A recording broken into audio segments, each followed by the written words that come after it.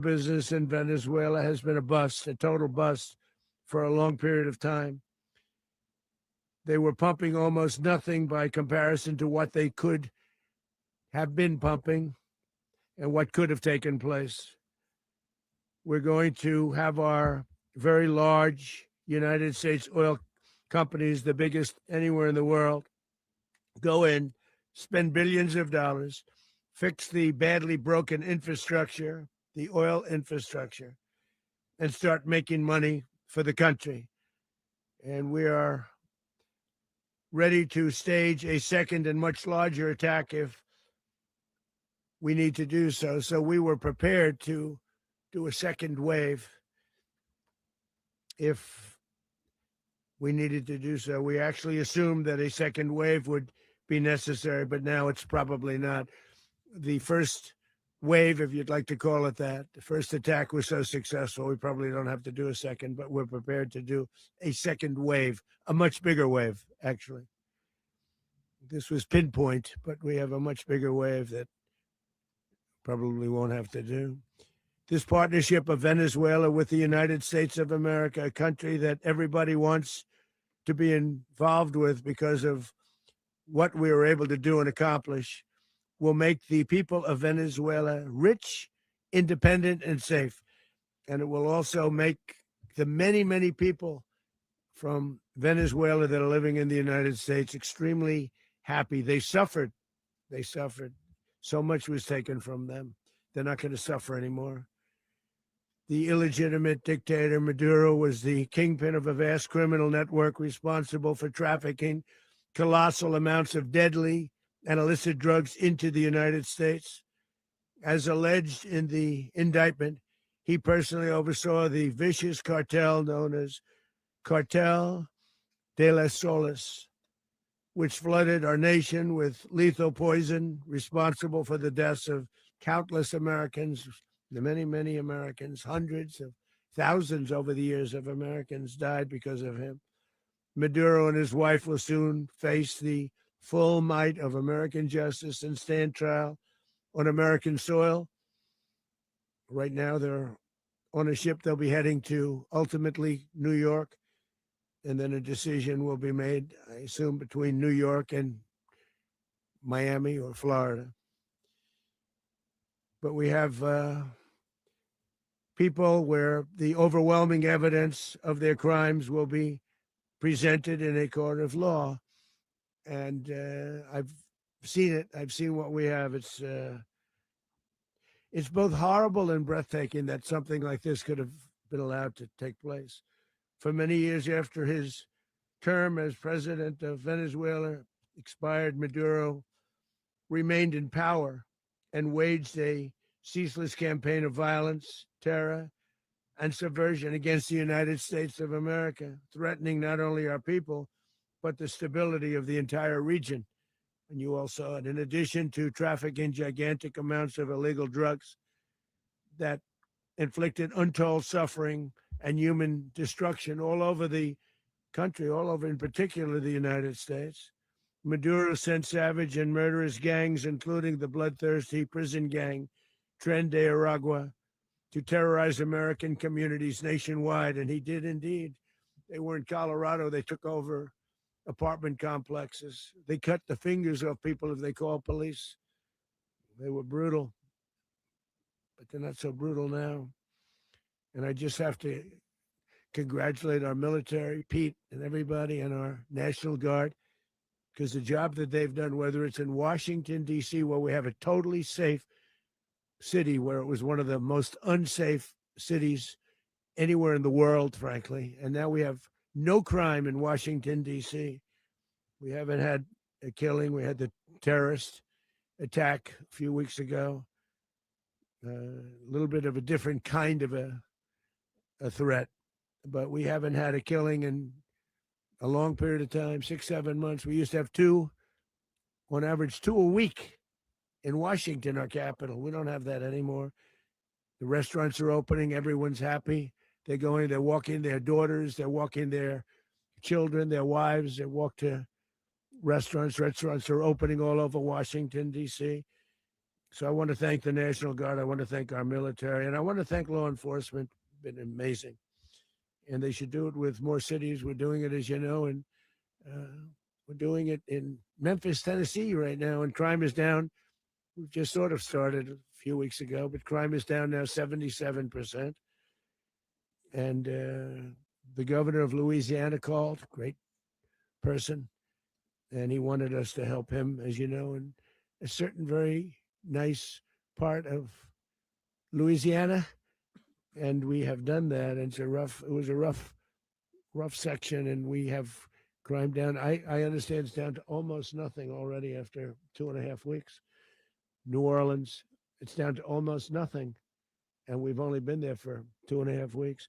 Can't imagine why governors wouldn't want us to help. We also helped, as you know, in Chicago, and crime went down a little bit there. We did a very small help because we had no we had no working ability with the governor. The governor was a disaster, and the mayor was a disaster. But it knocked down crime. But we're pulling out of there when they need us. We'll know. You'll know. You'll be writing about it. And likewise, Los Angeles, where we saved Los Angeles early on, where the head of the police department made a statement that if the federal government didn't come in, we would have lost Los Angeles. That's long after the fires. That's when they had the riots in Los Angeles. We did a great job. Got no credit for it whatsoever, but that's okay. It doesn't matter. We don't need the credit. But we'll be pulling out when they need us. They'll call, or we'll go back if we have to. We'll go back. But we did a great job in various cities. But the place that we're very proud of is Washington, D.C., because it's our nation's capital. We took it from being a crime-ridden mess to being one of the safest cities in the country. But the gangs that they sent raped, tortured, and murdered American women and children. They were in all of the cities I mentioned, Tren de Aragua, and they were sent by Maduro to terrorize our people. And now Maduro will never again be able to threaten an American citizen or anybody from Venezuela. There will no longer be threats. For years, I've highlighted the stories of those innocent Americans whose lives were so heartlessly robbed by this Venezuelan terrorist organization. Really one of the worst. One of the worst, they say the worst. Americans like 12-year-old Jocelyn Nungari from Houston. Beautiful Jocelyn Nungari, what happened to her? They, as you know, they kidnapped, assaulted, and murdered by Tren de Aragua animals. They murdered Jocelyn and left her dead under the bridge. There was a bridge that will never be the same to so many people after seeing what happened. As I've said many times, the Maduro regime emptied out their prisons, sent their worst and most violent monsters into the United States to steal American lives. And they came from mental institutions and insane asylums. They came from prisons and jails.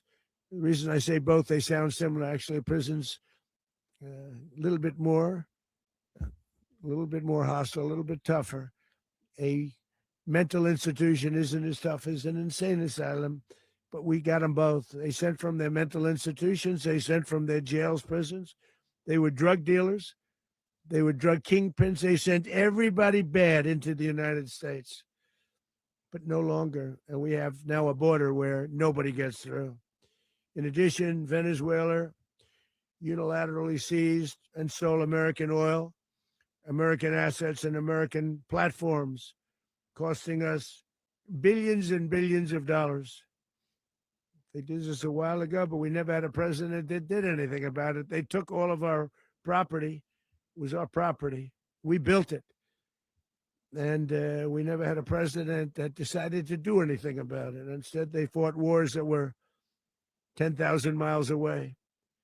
We built Venezuela oil industry with American talent, drive, and skill, and the socialist regime stole it from us during those previous administrations, and they stole it through force. This constituted one of the largest thefts of American property in the history of our country. Considered the largest theft of property in the history of our country. Massive oil infrastructure was taken like we were babies, and we didn't do anything about it. I would have done something about it. America will never allow foreign powers to rob our people or drive us back into and out of our own hemisphere. That's what they did. Furthermore, under the now deposed dictator Maduro, Venezuela was increasingly hosting foreign adversaries in our region and acquiring menacing offensive weapons that could threaten U.S. interests and lives. And they used those weapons last night. Potentially in league with the cartels operating along our border. All of these actions were in gross violation of the core principles of American foreign policy, dating back more than 2 centuries. And not anymore. All the way back, it dated to the Monroe Doctrines. And the Monroe Doctrine is a big deal, but we've superseded it by a lot, by a real lot. They now call it the Monroe Document. I don't know. It's Monroe Doctrine. We sort of forgot about it. It was very important, but we forgot about it. We don't forget about it anymore. Under our new national security strategy, American dominance in the Western Hemisphere will never be questioned again. Won't happen. So just in concluding, for decades, other administrations have neglected or even contributed to these growing security threats in the Western Hemisphere. Under the Trump administration, we are reasserting American power in a very powerful way in our home region. And our home region is very different than it was just a short while ago. The future will be, and we did this in my first term. We had great dominance in my first term, and we have far greater dominance right now. Everyone's coming back to us. The future will be determined by the ability to protect commerce and territory and resources that are core to national security. These are core to our national security. Just like tariffs are, they've made our country rich, and they've made our national security stronger than ever before. But these are the iron laws that have always determined global power. And we're going to keep it that way. We will secure our borders. We will stop the terrorists. We will crash the cartels, and we will defend our citizens against all threats, foreign and domestic. Other presidents may have lacked the courage or whatever to defend America, but I will never allow terrorists and criminals to operate with impunity against the United States. This extremely successful operation should serve as warning to anyone who would threaten American sovereignty or endanger American lives. Very importantly, the embargo on all Venezuelan oil remains in full effect. The American Armada remains poised in position, and the United States retains all military options until United States demands have been fully met and fully satisfied.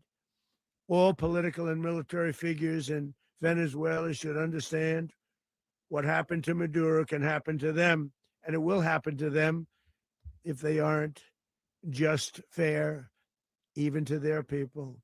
The dictator and terrorist, Maduro, is finally gone in Venezuela. People are free. They're free again. It's been a long time for them, but they're free. America is a safer nation. This morning, it's a prouder nation this morning because it didn't allow this horrible person and this country that was doing very bad things to us. It didn't allow it to happen.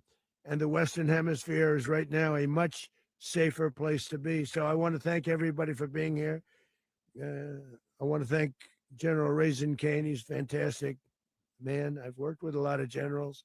I worked with some I didn't like. I worked with some I didn't respect. I worked with some that just weren't good.